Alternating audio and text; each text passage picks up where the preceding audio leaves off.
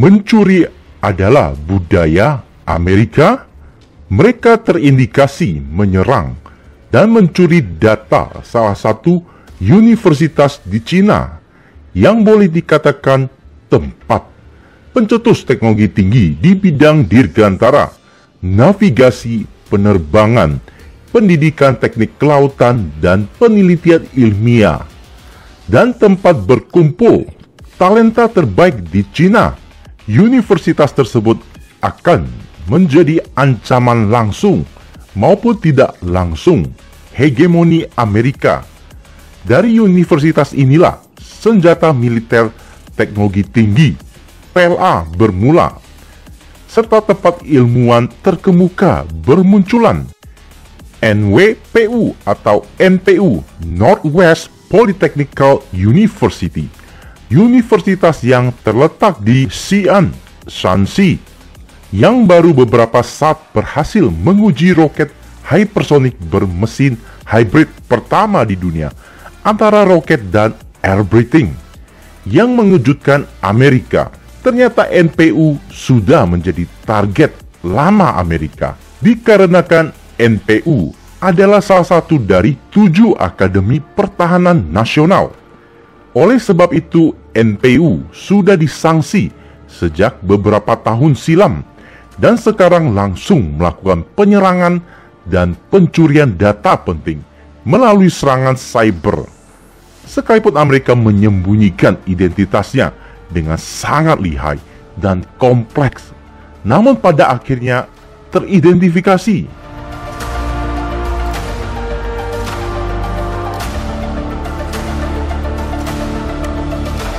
Jumpa kembali Sobat All About China. Topik kita membahas cara Amerika menyerang salah satu universitas di Cina.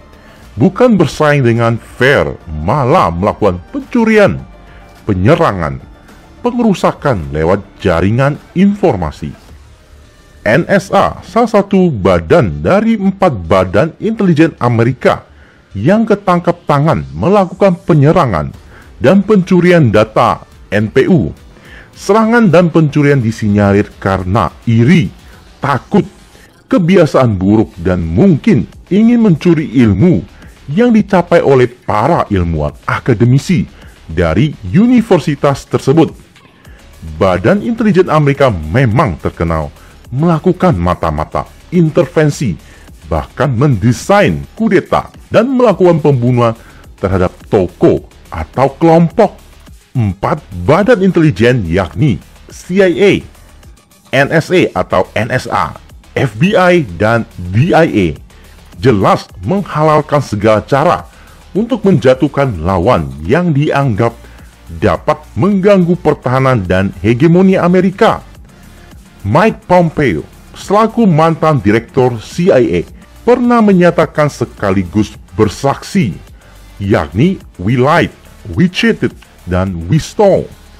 Paralel dengan apa yang mereka kerjakan sepanjang masa Mike Pompeo saat itu sebagai Menlu yang mungkin sudah bertobat karena karakter beliau adalah evangelis. Jadi tidak heran mungkin ada penyesalan selama menjalankan tugas sebagai direktur ke-6 badan intelijen yang paling ditakuti di dunia, sekaligus paling keji yang memiliki rekor buruk dalam sejarah dunia, seperti merencanakan pembunuhan 638 kali terhadap Fidel Castro. WikiLeaks hingga Edward Snowden membocorkan dosa-dosa skandal terbesar NSA yang dilakukan terhadap dunia, seperti penyadapan yang ketahuan seperti penyadapan terhadap 3 kanselir Jerman, salah satu Angela Merkel, mantan Presiden Prancis, bahkan Presiden Indonesia SBY juga menjadi korban penyadapan. Sekarang entahlah. Demikian tokoh-tokoh kepala negara di Eropa juga mengalami insiden yang sama. Padahal sekutu, namun bagi intelijen berdarah dingin tidak ada kata sekutu. NSA juga melakukan pencurian data dan penyadapan terhadap rakyat Amerika sendiri. Perusahaan-perusahaan seperti Google hingga Yahoo. memata-matai para pemimpin dunia, dan sebagainya.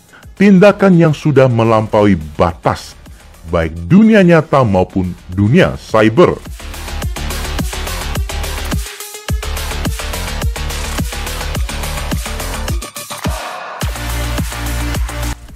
Divisi TAO atau TAO, Taylor Access Operation, kelompok peretas dari NSA, ketangkap tangan menggunakan 40 senjata dalam satu penyerangan untuk menembus firewall. Melihat jumlah senjata yang digunakan dalam satu serangan menandakan Amerika adalah kekuatan luar biasa dan ancaman cyber global. Kemudian mengendalikan, mencuri, dan menghapus jejak untuk mengelabui dan menutupi identitas lokasi, maka dilakukan camouflage yang sangat rumit. Salah satu jam server, total 54 jam server dengan memilih negara-negara yang berdekatan, yakni 17 negara seperti Jepang, Korea Selatan, Swedia, Polandia, Ukraina, dan sebagainya. Semua IP yang digunakan milik negara non-Five Eyes, tapi mengorbankan negara lain. Beberapa jam server adalah komputer zombie hingga proxy yang diretas oleh NSA tanpa sepengetahuan pemiliknya, alias mengorbankan pihak lain yang tidak tahu menahu. Sepak terjang yang sudah dilakukan sudah bertahun-tahun di Cina, yang menyasar lembaga perguruan tinggi, medis, perusahaan besar, dan lebih dari 10.000 kali serangan dan berhasil mencuri 140 GB data penting.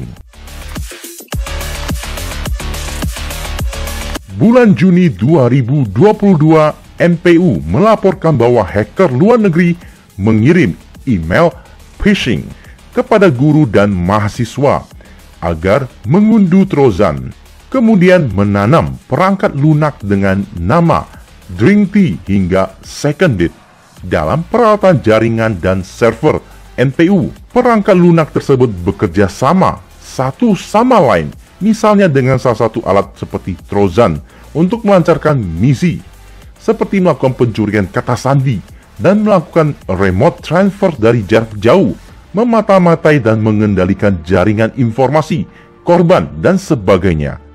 Kemampuan menyembunyikan diri yang luar biasa, beradaptasi, dan sulit ditemukan. Pasca ketahuan, Cina mulai menyelidiki bahkan melarang alat-alat hingga perusahaan provider barat yang berinvestasi atau membuka usaha di Cina yang kedapatan membantu membuka jalan bagi NSA untuk beraksi, menganjurkan penggunaan produk-produk lokal baik hardware maupun software sebagai solusi keamanan. Celah-celah yang akan ditambal dalam infrastruktur jaringan internet seperti operating system, chip, hingga database agar memastikan keamanan jaringan dan pertahanan nasional terwujud mandiri. NSA memiliki hak istimewa untuk mengakses server seperti Yahoo, Google, Apple, Microsoft, Cisco, pelayanan internet, dan sebagainya, yang beberapa ketahuan digunakan sebagai awal pintu masuk. Cina kembali menyadarkan dunia bahwa rentannya jaringan informasi global, di mana dominan dikuasai oleh perusahaan Amerika. Mereka bertindak sebagai malaikat terang, namun kadang berlaku sebagai malaikat hitam. Hal tersebut bukan saja menimpa Cina, namun sudah bukan rahasia lagi, menjadi ancaman global dari waktu ke waktu. Reputasi Amerika menjadi buruk saat tertangkap tangan, melibatkan badan intelijen negara untuk menyerang perguruan tinggi negara lain, menandakan tersisa cara terakhir yang mereka bisa lakukan. Selain itu, tidak ada. Terima kasih sobat, sudah meluangkan waktunya meramaikan channel ini. Jumpa di topik selanjutnya dan salam all about China.